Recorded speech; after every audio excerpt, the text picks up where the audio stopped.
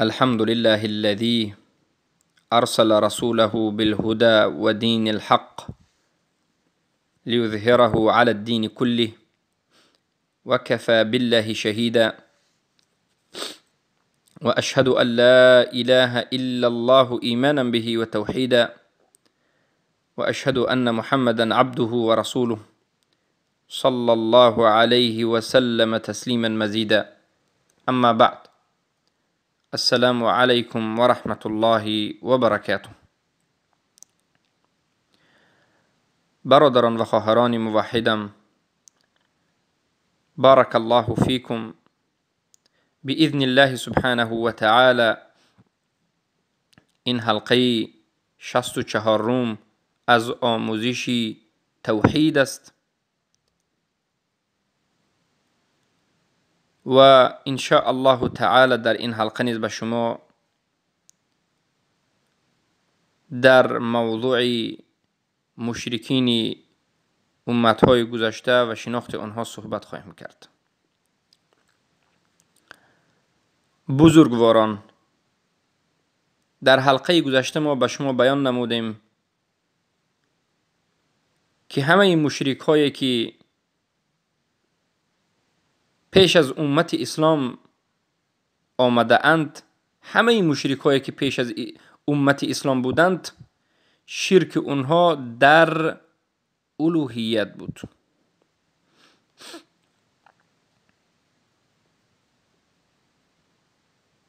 مشرکین قریش، آن مشرک هایی که رسول الله صلی الله علیه و سلم آنها را به سوی توحید الوهیت دعوت می کردند، بزرگ آنها ابو جهل و ابو لهب و عتبه و شیبه و ربیعه و غیره، اینها توحید ربوبیت را قبول داشتند، خیلی که در حلقه گذشته به شما بیان نمودیم. گرچنده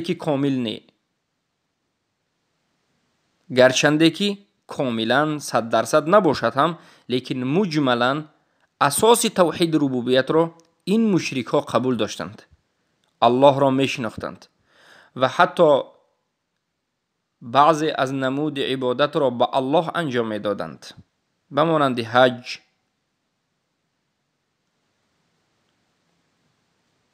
بمانند بعضی از نمازها را، اما بین خود و بین الله واسطه را قرار دادند. گفتند و یعبدون من دون الله ما لا یضرهم ولا ینفعهم و یقولون هؤلاء شفعاؤنا عند الله. بجز الله دیگر چیزها را عبادت کردند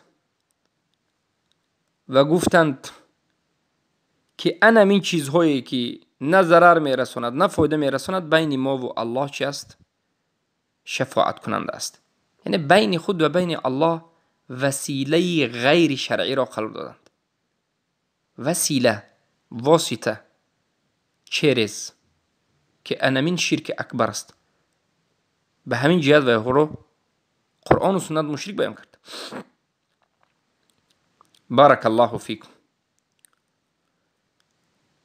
ببینید، وقتی که الله سبحانه و تعالی آدم علیه السلام و حوا علیه السلام، پدر و مادر تمامی خلق را، تمامی انسانها را از جنت بیرونشان کرد و به این زمین گذاشت، اینها موحد بودند، اینها موحد بودند، مؤمن بودند.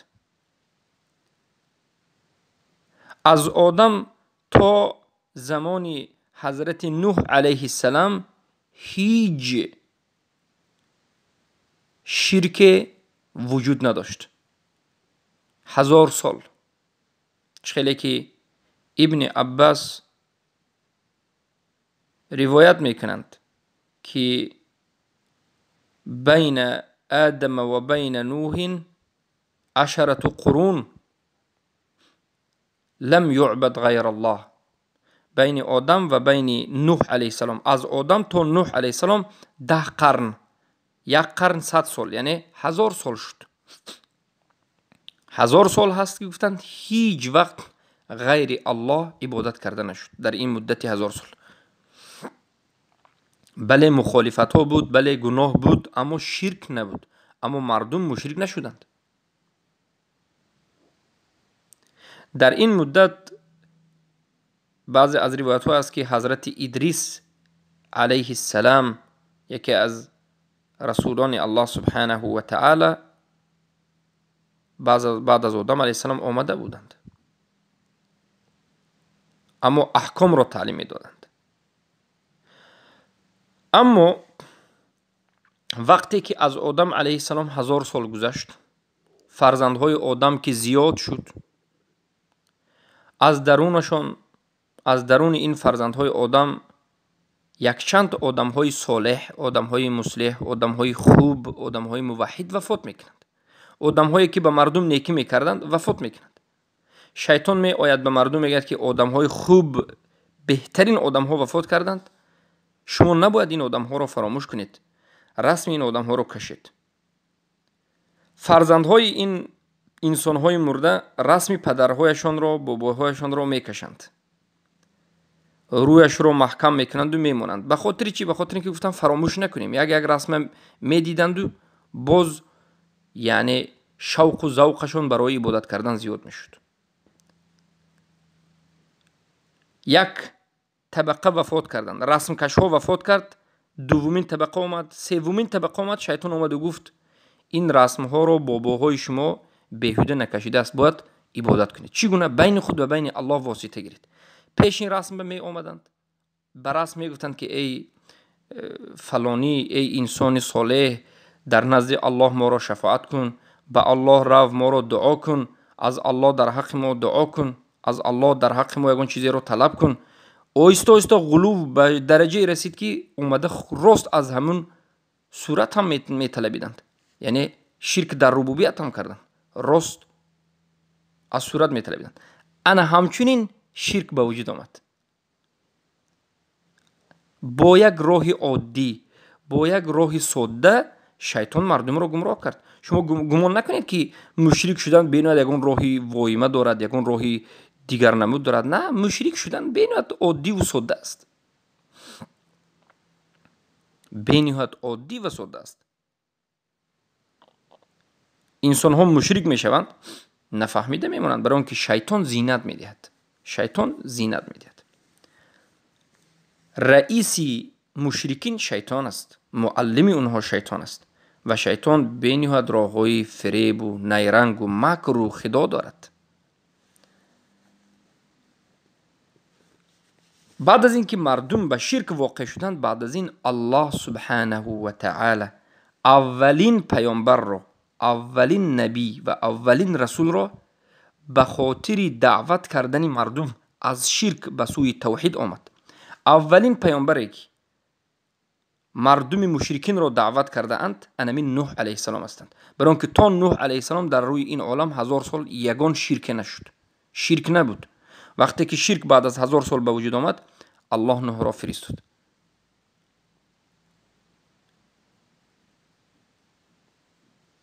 ما میگد الله میگد که نوح را به قومش فرستادیم. نوح چی میگفتند؟ دعوت نوح چی بود؟ دعوت نوح این بود که یا قوم اعبدوا الله ما لكم من اله غیره. ای قوم من، الله را عبادت بکنید، هیچ اله معبود بجز الله شما ندارید. غیر الله را عبادت نکنید، غیر الله را واسطه بین خود نگیرید. قبر را، رسم را، درخت را، ملائکه را، سنگ را، مزار را، مقبره را، نه، همه را ترک کنید. اما قبول نکردند. نوح علیه السلام در بین این امتشون چند سال زندگی کردند؟ فلبث فیهم 1000 سنة الا 50 عام. 1000 سال مگرم 50، یعنی 950 سال در بین این امت زندگی کردند. زیاده از 900 سال دعوت کردند به سوی توحید، اما بجز یک عددی قلیل و کم دیگر همه حضرت نوح را انکار میکردند، قبول نمیکردند. ببینید 950 سال دعوت کنید، قریب 1000 سال زندگی کنید، زیاده از 900 سال مردم به سوی توحید دعوت کنید، معجزه ها را نشان دید، اما مردم قبول نکردند. چرا که الله میگه من یهدی الله فهو المهتد. هر کسی را که الله هدایت کند انا من هدایت یافته شده است. یگان نفری وی را گمراه کرده نمیتواند. و من یضلله فلن تجد له ولیه یا نصیرا. اما کسی را که الله گمراه کند وی هیچ هدایت کننده را، وی هیچ کمک کننده را یافته نمیتواند. هدایت کردن، هدایت نمودن و گمراه کردن و گمراه نمودن صاحبش این الله است. اما الله هیچگاه ظلماً کسی را گمراه نمی کند. وقتی که قلب انسان گمراهی را میخواهد الله به او اجازه میدهد، برای که این دنیا، این دارو الابتلا هست، دار سنجش است. این دنیا دنیای سنجش است، دنیای امتحان و اختبار است. اما دنیای آخرت دنیای جزا است. در این دنیا چی کاری کردی میکشی، چی کاری کردی جزایش در آخرت است. حضرت نوح علیه السلام زیاده از 900 سال دعوت کردند، قبول نکردند. خیلی که سوره نوح یک بار در پاره 29 شما مطالعه نماید، تفسیرش رو نظر بکنید چگونه قصه ها میشد. حضرت نوح رو به نوع سخت اذیت میتند، تکذیب میکنند، انکار میکنند. حتی فرزند حضرت نوح علیه السلام از جمله مؤمنین نمیشود. زن حضرت نوح علیه السلام از جمله مؤمنین نمیشود. فرزند و زن نوح علیه السلام از جمله مؤمنین نمیشود، از جمله مشرکین میشود و غرق میشود.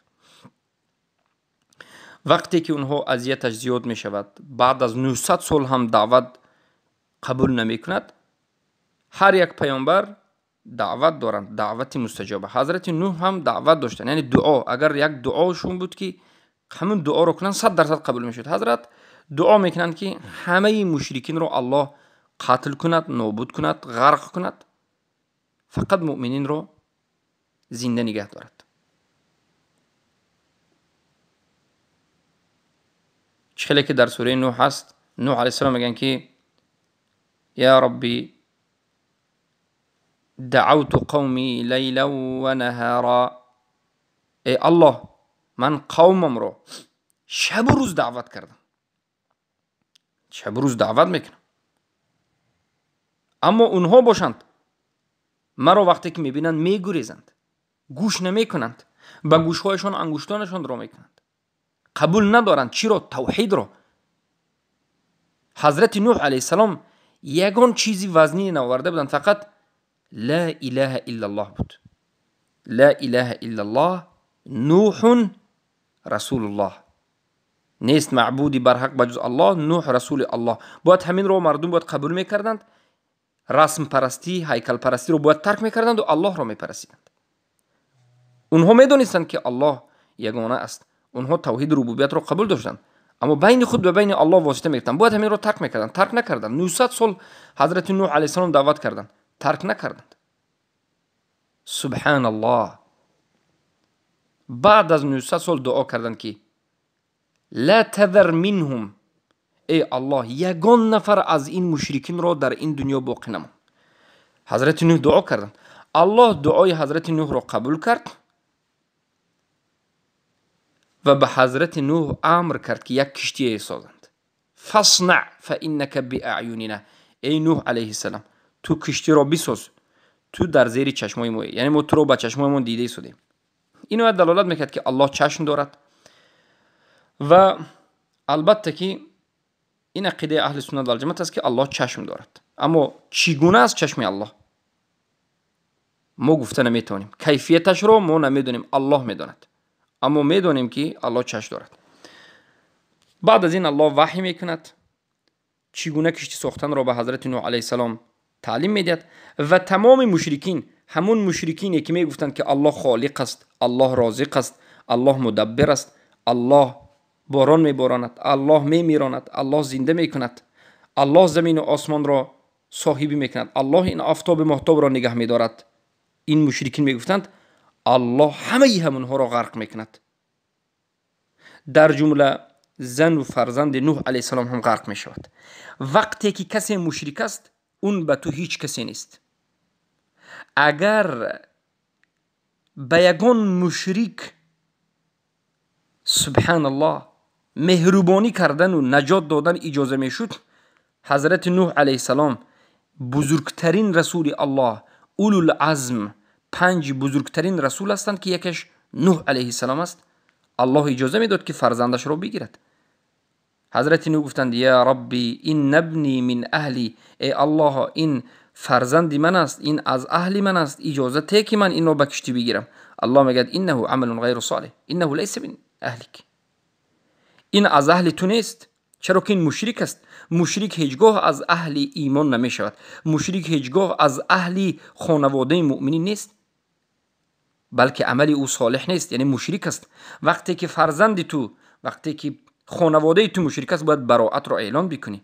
پدرم مادرم کسی نباشد، وقتی که مشرک است باید مشرکش بگویی. بله به اون معامله، مثلا پدر و مادرت مشرک باشد، معامله را هیچگاه اونها را زدن، دشنام دادن، قهر کردن جایز نیست. صحبت خوب بکن، اما به قلبت اعتقاد داشته باش که اینها مشرکند. گفته های اونها را بجا نآور، مخالف شریعت بوده اش رو. یک کسی از خویش و تبار تو مشرک است، براءت را اعلام بکن. چرا حضرت ابراهیم علیه السلام را الله گفت که خلیل من است، یعنی دوستی نزدیکترین من ابراهیم است؟ چرا که ابراهیم علیه السلام براءت خود را از همه مشرکین اعلان کردند، از پدری خودشان اعلان کردند. و اذ قال ابراهیم لابیه و قومه اننی براء منکم وما تعبدون. زمانی که ابراهیم علیه السلام به قومش و به پدرش گفت که من بیزار هستم، یعنی من براءت خودم را اعلام میکنم از شما و آن چیزی که شما عبادت میکنید. براءت چیست؟ یعنی من شما را تکفیر میکنم، من از شما بیزاری میجویم، من شما را قبول ندارم، من شما را به قلبم بد میبینم، من به شما دشمنی را اعلام میکنم. دین شما باطل است، منهجتون باطل است، شما دشمنی من هستید. تا روزی که ایمان نبیارید ما بین شما و ما دشمنی است. انا نمین براءت است. این مبارزه توحید و شرک از زمان نوح علیه السلام شروع شد، سبحان الله، و تا امروز و تا روز آخرت، تا روز قیامت، تا این دنیا به پایان رسیدنش مبارزه حق و باطل، مبارزه نور و ظلمات و مبارزه توحید و شرک وجود دارد. هیچ دیگرگونی بگویم که نابود شوی نیست. حق و باطل همیشه زد و خورد میکند. اولیاء الرحمن با اولیاء الشیطان، دوستان الله با دوستان شیطان همیشه در مبارزه اند. دوستان شیطان با دوستان الله همیشه در مبارزه اند. ای بنده الله، تو خودت اختیار بکن که در کدام جانب هستی، در جانب توحید یا در جانب شرک، در جانب نور هستی یا در جانب ظلمات و تاریکی و بدبختی، در جانب خوشبختی و سعادت یا در جانب بدبختی و شقاوت، در جانب دوستی با الله یا در جانب دوستی با شیطان، در جانب اهل سنت یا در جانب اهل بدعت. تو در کدام جانب هستی؟ در جانب اهل جنت یا در جانب اهل دوزخ؟ اختیار در دست توست. وقتی که گفتی که الله خالق است و رازق است و باران باراننده است و رزق دهنده است و میراننده است و زنده کننده است و بعد از این گفتی که تمام، حجاب شرط نیست، عبادت شرط نیست، عمل شرط نیست، شرک را انجام دادی، عبادت را به الله انجام ندادی، به غیر حکم الله حکم کردی، به غیر حکم الله تحاکم و مراجعت کردی، قانون برار را اجازت دادی، به انتخابات رفتی، به سودهایش رفتی، بعد از این به مزار رفتی، قبر پرستی کردی، به بالای مزار قبه و مسجد ساختی، وسیله مرده ها را بین خودت و بین الله گرفتی. وسیله گرفتن و این شرک اکبر را جایز دانستی. مشرکین را ترک نکردی، مشرکین را تکفیر نکردی، به مشرکین براءت را اعلان نکردی، کفر بالطاغوت را انجام ندادی. والله بالله تالله که مسلمان نیستی، مشرک هستی، مشرک هستی، مشرک هستی. مسلمان نیستی، مسلمان نیستی و از دین اسلام، از دایره دین اسلام بیرون هستی. و اگر در همین حالت بمیرد، هر کسی در همین حالت توبه نکرده بمیرد، ابدالابد در جهنم است. ان الله لا یغفر ان یشرک به و یغفر ما دون ذلك لمن یشاء. سوره نساء. الله مشرکین را نمی بخشد. هر کسی که در حالت شرک اکبر وفات کرده به نزد الله رفته باشد، الله نمی بخشد. الله کسی را می بخشد که به نزد الله رفته است و به الله روبرو می شود در حالتی که مشرک نیست. من لقی الله لا یشرک به شیئا لقیه مغفرتا. هر کسی که به الله روبرو شود در حالتی که به الله کسی را چیزی را شریک قرار نداده است، الله با او روبرو می شود در حالتی که او را بخشیده است. پس ای بنده الله، به سوی نجات حرکت بکن، به سوی توحید حرکت بکن، به سوی یکتا پرستی حرکت بکن. اون شرکی که امروز وجود دارد، این شرک را ترک کن. شرک امروزه به مانند شرک قوم نوح است که نوح علیه السلام دعا کردند که الله همش را غرق کند، حتی زن و فرزندشون. امروزه شرک به مانند شرک قوم حضرت ابراهیم است. امروزه شرک این رافضه ها، این صوفی ها، این قبوری ها، این وسیله گیرندگان به مانند عیناً همون شرکی مشرکینی که در زمان پیامبر صلی الله علیه وسلم بود است. حضرت ابن عباس رضی الله عنهما میگویند من ایمانهم اذا سئلوا من خلق السماء والارض قالوا الله وهم مع ذلك يشركون به ويعبدون غيره ويسجدون الانداد دونه. زمانی که مشرکا را سوال میکردی، مشرکایی که در زمان پیامبر بودن، وقتی که اونها را سوال میکردی که آسمان را کی خلق کرده است، زمین را کی خلق کرده است، همه اشون میگفتند که الله. اما با همراهی این به الله شرک را قرار میدادند، یعنی غیر الله را عبادت میکردند. به هیکل ها لات، منات، عزا سجده میکردند، قربانی میکردند و این چیزها را بین خود و بین الله وسیله میگرفتند. این کلام صحابه است. برای همین ما حالا به شما اقوال سلف را در ایمان مشرکین و با اینکه اینها ایمان به توحید ربوبیت داشتن ذکر کردیم. این سخنی ابن عباس است. سخنی مجاهد، یکی از بزرگترین مفسر تابعین، مولا ابن عباس، که میگند ایمانهم قولهم الله خالقنا و یرزقنا و یمیتنا فهذا ایمان مع الشرك عبادتهم غیره. ایمان مشرکا این بود که میگفتند که الله ما را خلق کرده است، الله ما را رزق میدهد و الله ما را میمیراند. این ایمانشان بود که با همراهی ایمانشان شرک داشتند که غیر الله را عبادت میکردند. اما برادران و خواهران عزیز، عبادت فقط منحصر در دایره فقط سجده کردن و رکوع کردن نیست. عبادت این یک اسمی جنس است، یعنی در زیرش به نهایت معنای زیاد را در بر دارد. شیخ الاسلام ابن تیمیه رحمه الله میگند که العبادت اسم جامع. عبادت، همین کلمه عبادت این اسم جمع هست، اسم جمع در زیرش هزارها نمود عبادت را در بر میگیرد. عبادت یک قاعده دارد، کدام چیزها را عبادت گفته می شود؟ در دوامش میگند که لكل ما يحب الله و یرضى من اقوال و افعال ظاهره و باطنه. هر یک چیزی که الله همون چیز را دوست می دارد، انجام دادن همون عمل را دوست می دارد و الله راضی می شود، خواه و عملی باشد، خواه اعتقادی باشد، خواه زبانی باشد، سخنی باشد، خواه درونی یا بیرونی باشد، انمین را عبادت گفته می شود. پس من و شما تمام عبادت را باید به کی انجام بدیم؟ به الله. عبادت های سخنی، عبادت های اعتقادی، عبادت های جسمی و عملی. تمام نمود عبادت باید به الله انجام داده شود. ذکر عبادت است، ما باید پس الله را ذکر بکنیم. سجده بهترین بزرگترین عبادت است، باید به الله انجام بدیم. نماز عبادت است، به الله انجام بدیم. روزه عبادت است، به الله انجام بدیم. حج و زکات عبادت است، باید به خاطر الله به الله انجام بدیم. سبحان الله. دعا کردن بزرگترین عبادت است که تنها باید از الله دعا کنیم. از قبر و از مزار و از این چیزا عبادت نکنیم.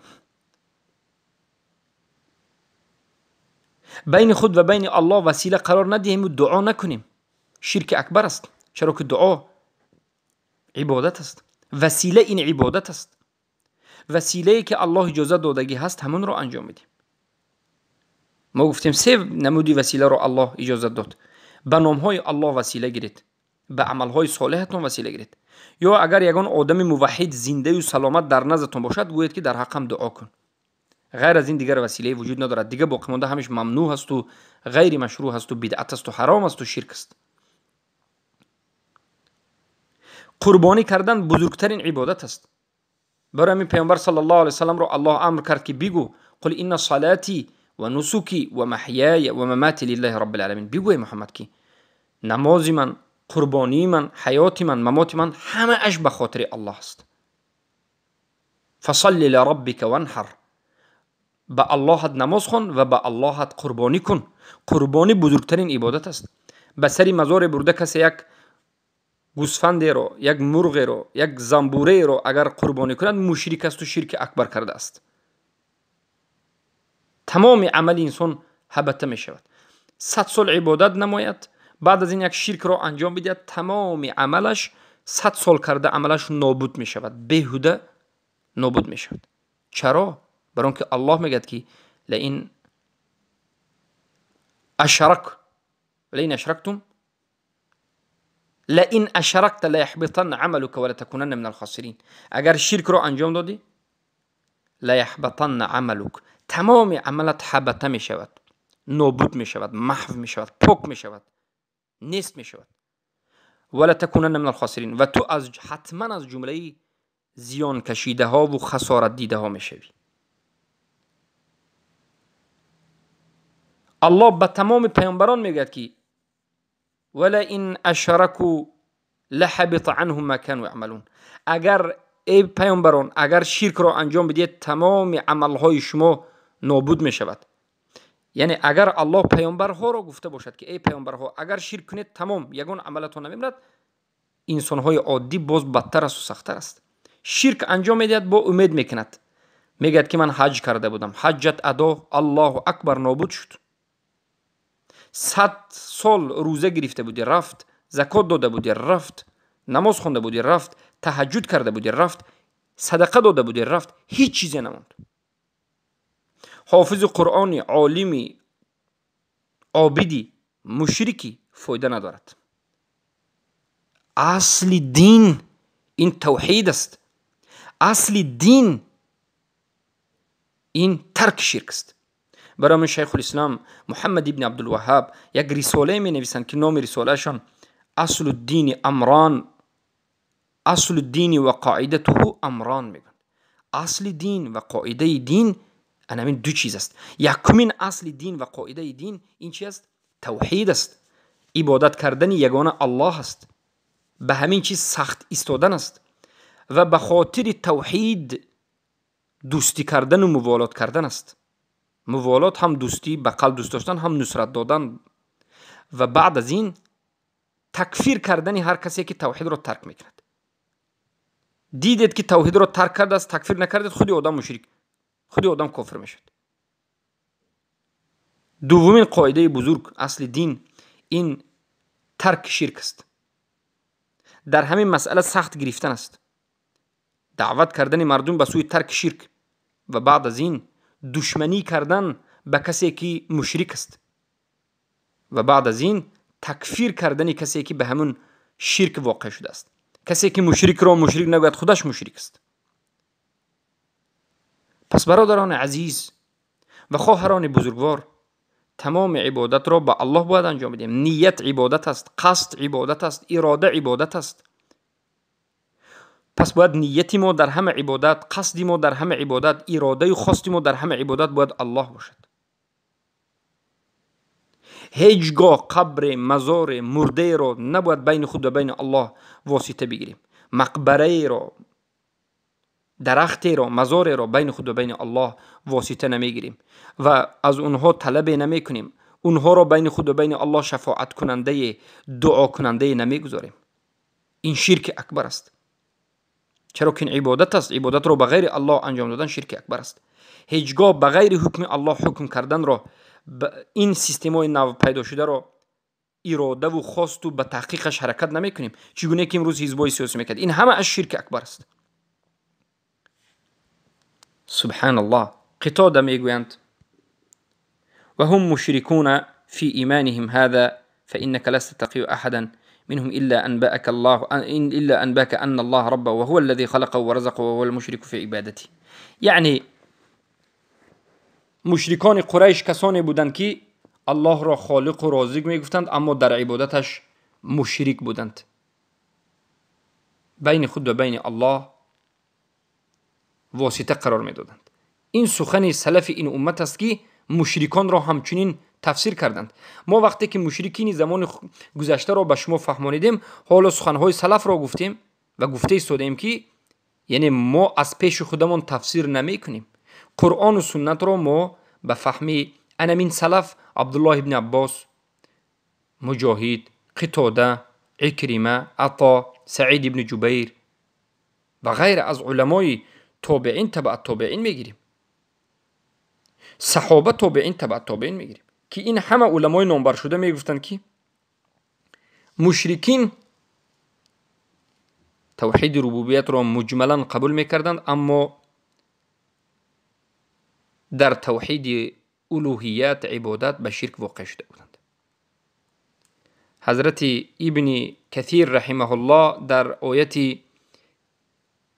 قل من یرزقکم من السماء در زیر همین آیت میگویند که احتج علی المشرکین باعترافهم بوحدانیت ربوبیته علی وحدانیت الوهیته.